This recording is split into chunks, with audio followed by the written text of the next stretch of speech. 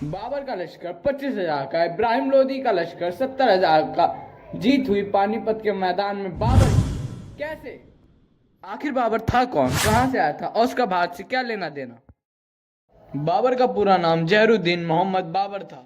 Babar Uzbekistan के एक छोटे से राज्य फरगना का शासक था।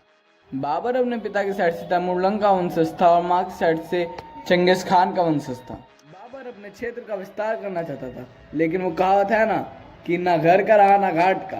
बाबर ने ऐसे ही अपने आसपास के राज्यों पर हमला किया और उन्हें जीत भी लिया था, लेकिन आखिरी में वो अपने ही राज्य के कमजोर होने के कारण हर एक राज्य से निकाला जा चुका था। अपने ही राज्य फरगाना से भी उसे निकाल दिया गया था। इसलिए उसने अपने काफिले के संग हिंदू कुश माउंटेन को ढाक के काबुल के बाजुओं को जीता, ताकि वो अपने सर ढकने के लिए जगह बना सके वहां पर। इस समय बाबर के पास कोई भी सल्तनत नहीं थी, कुछ भी नहीं था। वहीं दूसरी तरफ भारत में इस समय दिल्ली सल्तनत पर लोधी वंश का परचम लहर रहा था। लोधी वंश के आखिरी राजा इब्राहिम लोधी इस समय सत्ता पे थे, लेकिन उनकी सत्ता पूरी तरीके से खोखली थी, क्योंकि वो अपने ही लोगों को जरा सा शक होने में बेरहमी से मरवा देते।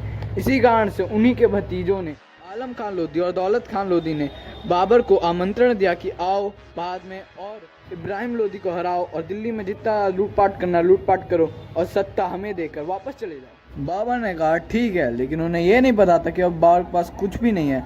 बाबर को सिर्फ एक मौका चाहिए सत्ता हासिल करने का, और शायद किसी ने सही कहा, जिसके पास कुछ नहीं होता वो सब कुछ होने वाले से भी ज़्यादा खतरनाक होता है। और इसी के साथ बाबर बढ़ता है दिल्ली सल्तनत की ओर। और जब ये बात दिल्ली के तख्त पे बैठे इब्राहिम लोधी को पता लगता है, तो वो भी अपने 70,000 के लश्कर के साथ पानीपत के मैदान की ओर बढ़ते हैं।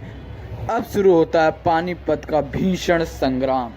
और जैसे ही बाबर के लश्कर ने तोप दागी, इब्राहिम लोधी के लश्कर के हाथी अपने ही लोगों को कुचलने लग जाते हैं, क्योंकि उन्हें आवाज़ सहने की ट्रेनिंग नहीं दी गई थी। इसी बीच उनके आधे सैनिक तो हाथियों के कारण मारे जाते हैं, और जो बचे हुए होते हैं उन्हें बाबर का लश्कर ख़त्म कर देता है। इसी एक स्ट्रेटजी ने बाबर को बहुत ज़्यादा मदद की, लेकिन बाबर को पहले से पता था कि इब्राहिम लोधी के हाथी आवाज़ नहीं सुन सकती, क्योंकि उन्हें आलम खां लोधी और दौलत खां लोधी ने पहले से ही बता रखा था।